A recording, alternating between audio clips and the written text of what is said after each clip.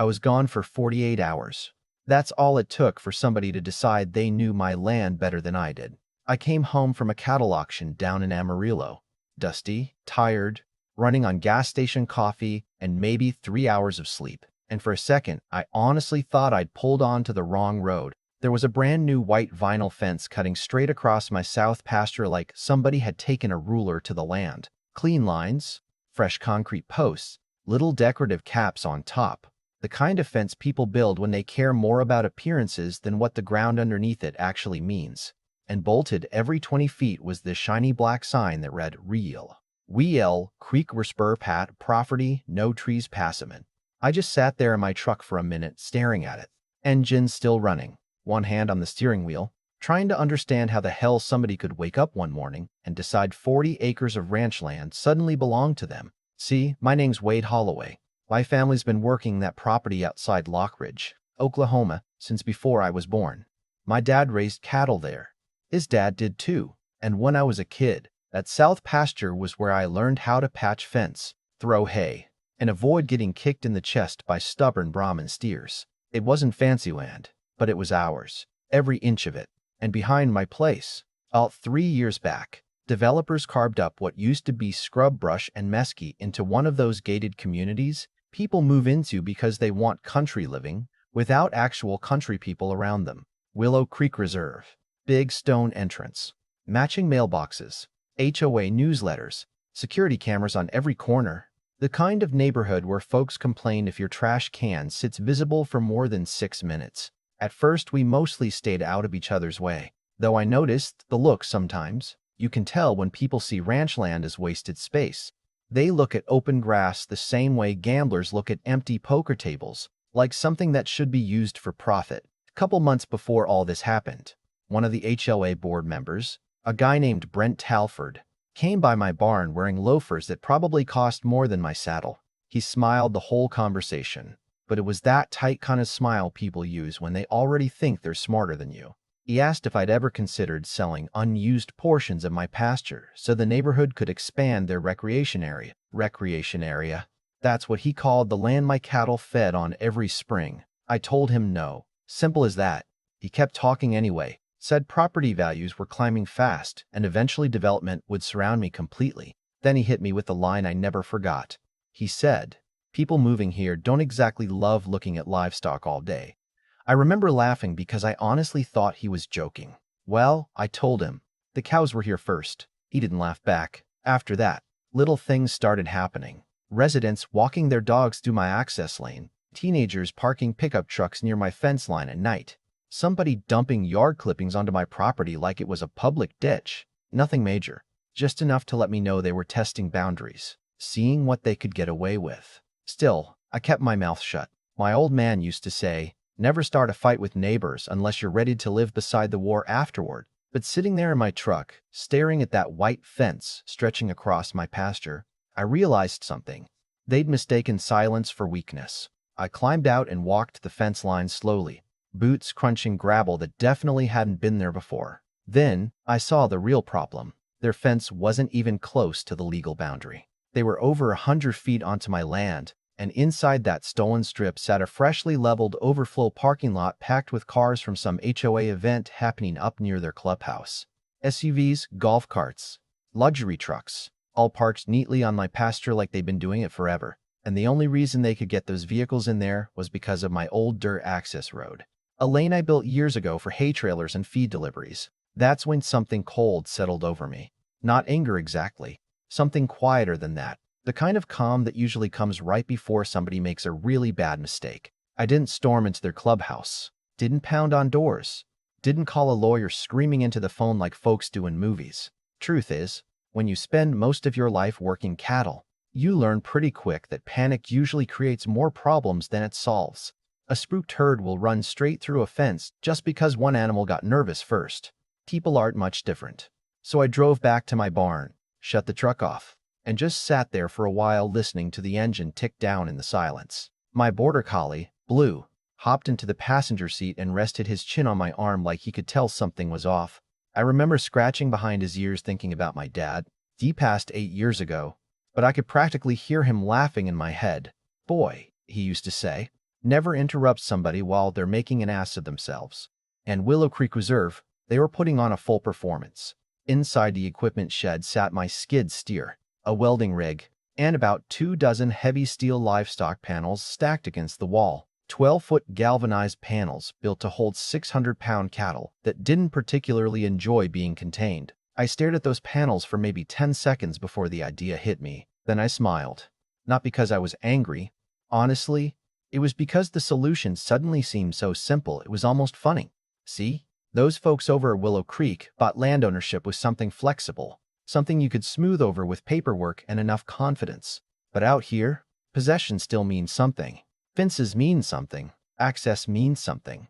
And if they wanted to treat my pasture like a parking lot, well, then I figured I'd treat their cars like livestock.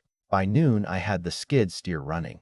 Dust rolling behind me, metal clanking loud enough that a few residents started wandering toward the edge of the property to watch. At first, they probably thought I was repairing fencing or moving equipment. Nobody said a word while I dropped the first panel across the gravel entrance. Then another, chained through the corners, heavy locks, steel stakes sunk deep into the ground. I worked slow on purpose, methodical, letting everybody see exactly what I was doing. Around panel number 6, a woman in expensive workout clothes finally walked over holding a little white dog against her chest like it was a nervous baby. "Excuse me," she said. "What exactly are you doing?" I leaned on the skid steer and wiped sweat off my forehead. "Securing my property." "Ma'am," she blinked a couple times. "But people are parked in there." "Yep," I said. "They sure are." You could actually see the moment realization started creeping across her face. She spun around and power walked back toward the neighborhood clubhouse without another word. About 20 minutes later, Brent Talford came marching down the lane with 2 other HOA board members trailing behind him. Even from 50 yards away, you could tell Brent wasn't used to hearing the word no. His face had gone red around the ears, and he was carrying a folder under one arm like paperwork itself gave him authority over reality. "Mr.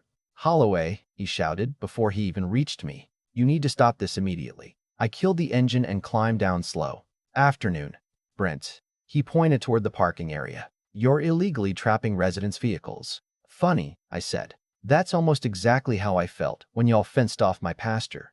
One of the board members, some older guy wearing a golf polo, tucked too tightly into khakis, stepped forward trying to sound reasonable.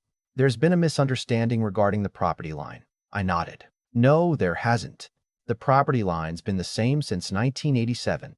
Brent opened the folder dramatically and pulled out copies of some development plan. "According to our site coordinator, this section was classified as inactive buffer land adjacent to community property." I actually laughed at that. "Son, cattle have been grazing there since before your subdivision had a street name." He didn't like being called son, you could tell.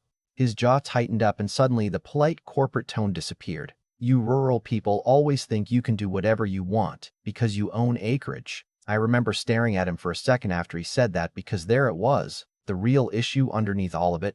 It was never about a fence. It was never about safety. Folks like Brent looked at people like me the same way they looked at old barns or rusty tractors.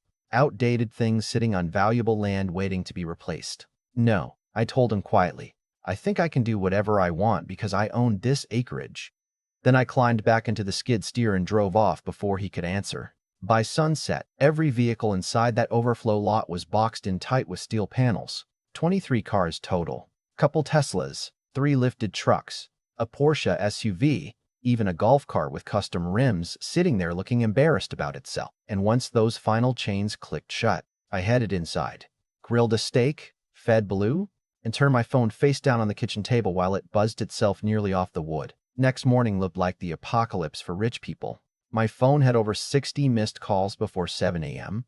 Residents yelling, threatening lawsuits, demanding access. One woman left me a voicemail crying because she had Pilates at 9 and couldn't get her Range Rover out. Another guy claimed I was committing false imprisonment against his vehicle, which honestly sounded impressive enough I almost wrote it down. Around 8:30 there was pounding on my front door hard enough to rattle the windows. I opened it to find Brent standing there, sweating through a quarter-zip pullover despite the cool morning air. Behind him sat 3 stranded residents glaring at my house from the road like I'd personally ruined civilization. "This has gone far enough," Brent snapped. "You are creating a liability nightmare." I sipped my coffee. You built a fence 100 feet onto my land. Our attorneys are reviewing that. Good, I said. Mine already reviewed it yesterday.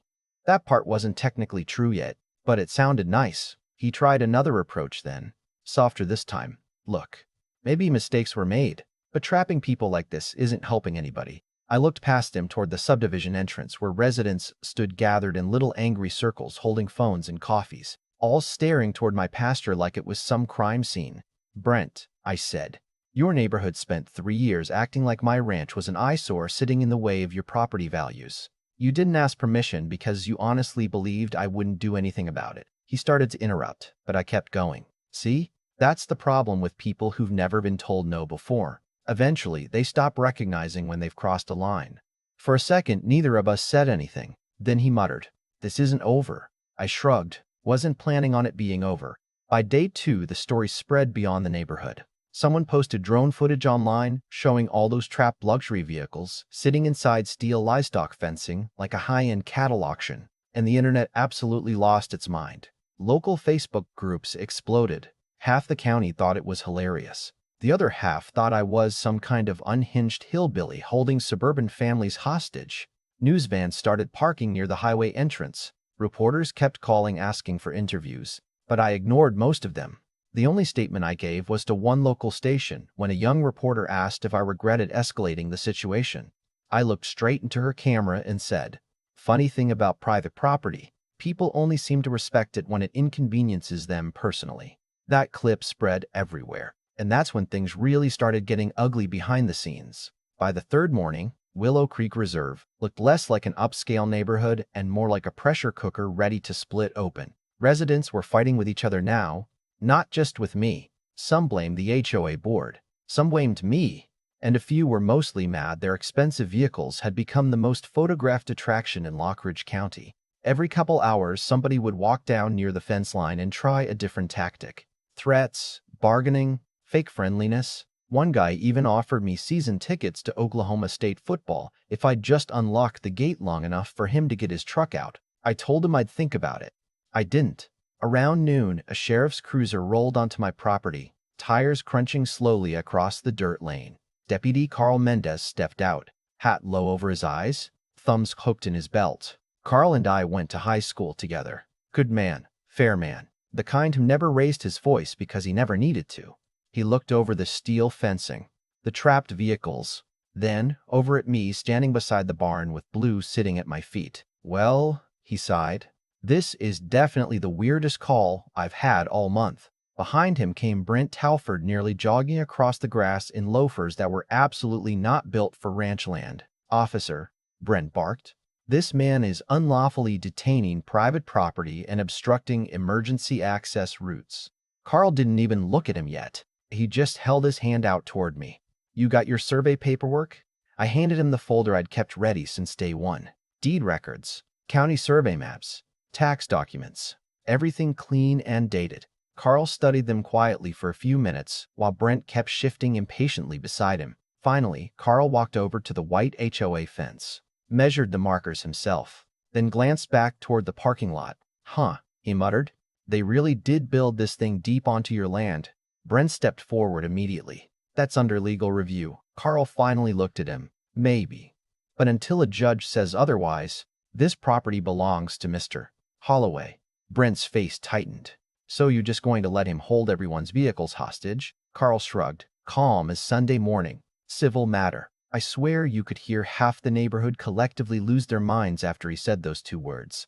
One resident actually yelled, "You've got to be kidding me," from somewhere near the clubhouse. But Carl just handed my paperwork back and tipped his hat slightly before heading to his cruiser.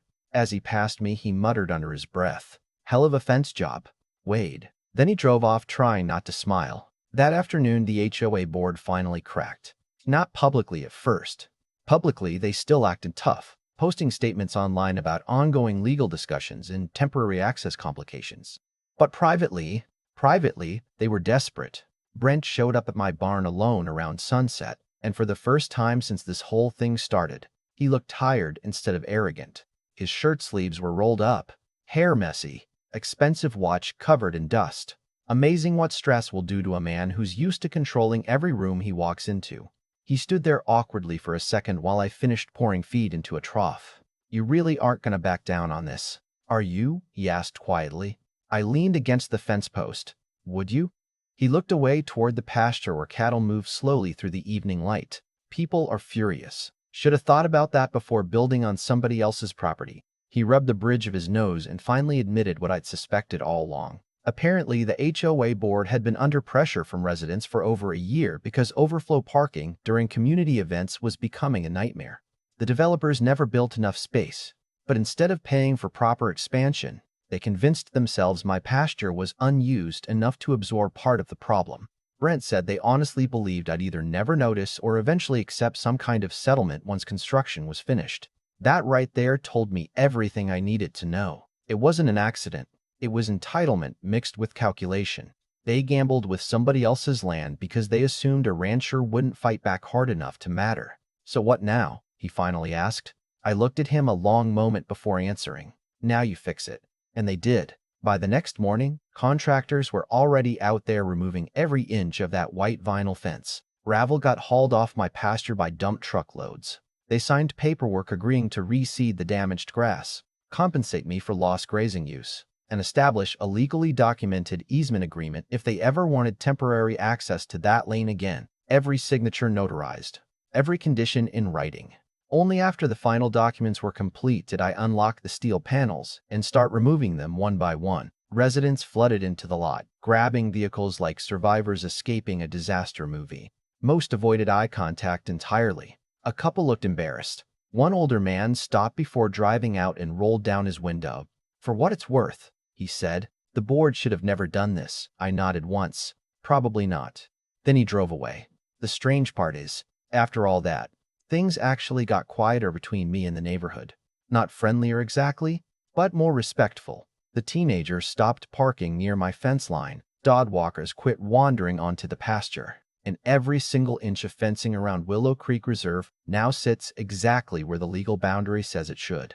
Funny how precise people become once consequences finally show up. Sometimes in the evenings, I still drive that old dirt lane checking cattle while the subdivision lights glow in the distance beyond the trees. Looks peaceful from far away, almost pretty. But every now and then I'll catch somebody near the clubhouse pointing toward my ranch while telling the story to a guest.